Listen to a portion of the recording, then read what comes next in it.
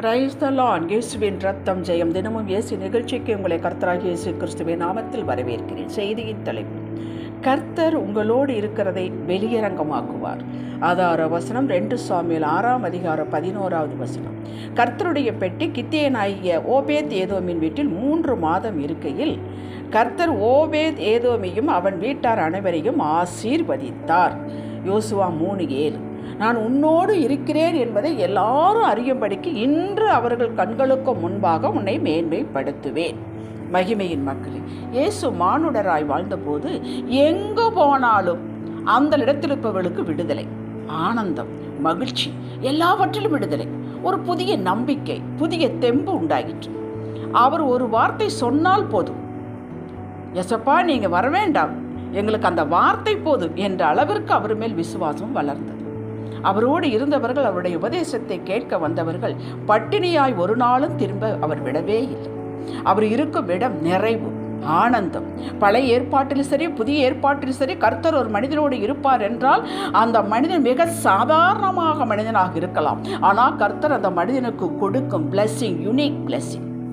அந்த மனுஷி மூலமாக யாவரும் திரும்பி பார்க்கும் வண்ணம், பேசும் வண்ணம் கிரியை செய்தார். அற்புதங்கள் நடந்தன. விசேஷித்த கிருபை, பூரண கிருபை அந்த மனிதன் மேல் இருப்பதை கண்டார்கள். 1 சாமுவேல் 1ஆம் அதிகாரம் 28வது வசனத்தில், அன்னாள் தான் பொருத்தனம் பண்ணி கேட்டுக்கொண்ட சாமுவேலை பால்குடி மறந்ததும் கொண்டு வந்து சீலோவிலே தேவாலயத்தில் ஆசாரியராகிருந்த ஏலியிடம் ஒப்படைத்தார். 1 சாமுவேல் 3ஆம் அதிகாரம் 19, 20, 21 வசனங்களை பாருங்கள். சாமுவேல் வளர்ந்தான். கர்த்தர் அவனோட கூட இருந்தார். அவர் தம்முடைய எல்லா வார்த்தைகளையும் ஒன்றையாகிலும் தரையிலே விழுந்து போக விடவில்லை. சாமுவேல் கர்த்தருடைய தீர்க்கதரிசிதான் என்று தான் முதல் பெயர் சபாவிட்டுள்ள சகல இஸ்ரவேலுக்கு விளங்கினது. கர்த்தர் பின்னும் சீலோவிலே தரிசனம் தந்தருளினார். கர்த்தர் சீலோவிலே தம்முடைய வார்த்தையினாலே சாமுவேலுக்கு தம்மை வெளிப்படுத்தினார்.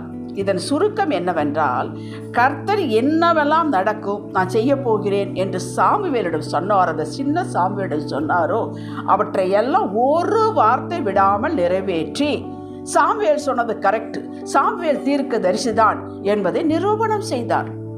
கர்த்தர் ஈசாக்குடன் இருக்கிறார் என்பதை மக்கள் எப்படி அறிந்து கொண்டார்கள்?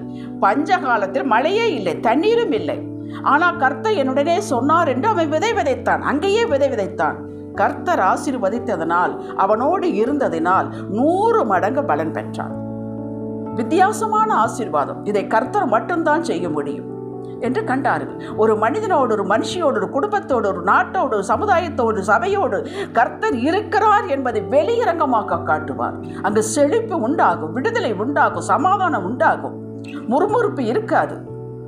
ஆதியாகமம் 26:12 ஈசாக்கை பற்றி பாருங்கள். ஈசாக்கு எங்கெல்லாம் துறவு தோண்டினானோ அங்கெல்லாம் தண்ணீர் சுரந்து வந்தது. கர்த்தர் அவனோடு இருந்தார். இவனோடு கர்த்தர் இருக்கிறார் என்று எதிரியே சொல்லி கொண்டு வந்தான். ஆதியாகமம் 39ஆம் அதிகாரத்தில் படியுங்கள். யோசேப்பு 20 வெள்ளிக்காசுக்கு விற்கப்பட்டான், அடிமையானான். எகிப்தில் போத்திபார் வீட்டில் வேலைக்கு அமர்த்தப்பட்டான், அங்கு விற்கப்பட்டான். கர்த்தர் அவனோடு இருக்கிறார் என்பதை போத்திபார் கண்டுகொண்டான். எப்படி கண்டுகொண்டான்? அவன் செய்வதெல்லாம் வாய்த்தது, காரிய சித்தி உள்ளவனானான் என்று எழுதி வைக்கப்பட்டிருக்கிறது. எதை செய்தாலும் வாய்க்கிறது. எஜமானன் கண்டுகொண்டான். கர்த்தர் இவனோடு இருக்கிறார் அப்படின்ட்டு எல்லா பொறுப்பையும், முழு பொறுப்பையும் அவன் கையில் ஒப்பு கொடுத்தான். ஒருவனோடு கர்த்தர் இருக்கிறார் என்பது முதலில் அந்த மனிதனுக்கு தெரியும். ஓபேத் ஏதோம் வீட்டில் தேவனுடைய பெட்டி வைக்கப்பட்டது. தேவ பிரசன்னம் அந்த குடும்பத்தில் நிலவியது. அவனையும் அவன் வீட்டார் யாவரையும் ஆசீர்வதித்தார். இந்த ஆசீர்வாதம் கண்கள் காணக்கூடிய ஆசீர்வாதம்.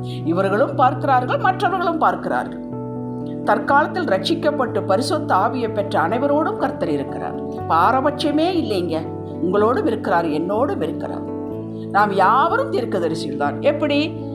கர்த்தர் பேசின வார்த்தைகள், செய்த கிரியைகள், இனி செய்ய போகிறேன் என்று சொன்னவை அனைத்தையும் எழுதி கையில் கொடுத்து விட்டார். வேதமாகும். அதில் இருந்ததுதான் பேசப்பட்ட வார்த்தை, சொல்லப்பட்ட வார்த்தை, நடக்கும் என்ற வார்த்தை. நான் சொன்னேன், செய்து முடிப்பேன் என்றார். அந்த வார்த்தையை அவர் நம்மோடு இடைபடுகிறார், ஆவியானவர் இடைபடுகிறார். இந்த வார்த்தை எடுத்து பேசு என்று அவருடைய வார்த்தை எடுத்து நம் வாயில் வைத்து தீர்க்கமாக சொல்ல ஆவியானவர் உதவி செய்கிறார். நாம் யாவரும் நடமாடும் தேவாலயம் மறந்துவிட வேண்டும். நம்மிடம் மக்கள் வித்தியாசத்தை பார்க்கிறார்கள், பார்க்க வேண்டும்.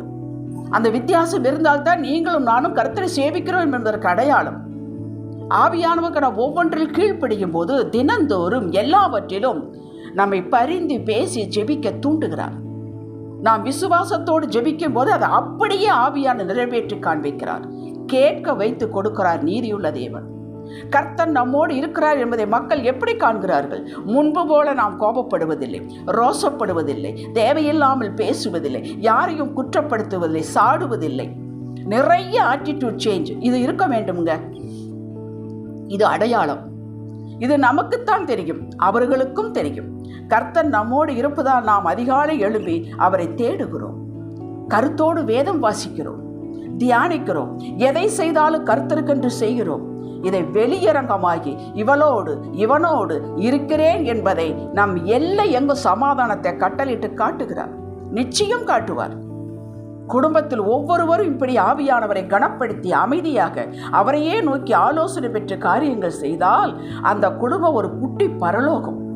குறைவு என்பதை நீங்கள் காணவே முடியாது. யோபு 5ஆம் அதிகாரம் 24-25 வசனத்தின்படி கர்த்தர் உங்களோடு இருப்பதால் எத்தனை விதவிதமாக கலராக இடர்கள் வந்தாலும் கஷ்டங்கள் வந்தாலும் அவைகள் ஒன்றும் உங்களை செய்ய முடியாது. ஏசாயா 54:17 54:14 ஒன்று செய்ய முடியாது. நீங்க தேவ பிரசன்னத்திலேயே அமைதியாக ஆனந்தமாக இருப்பீர்கள். அது வரும், அது போகும். யோசேப்பு இதை அறிந்திருந்தான்.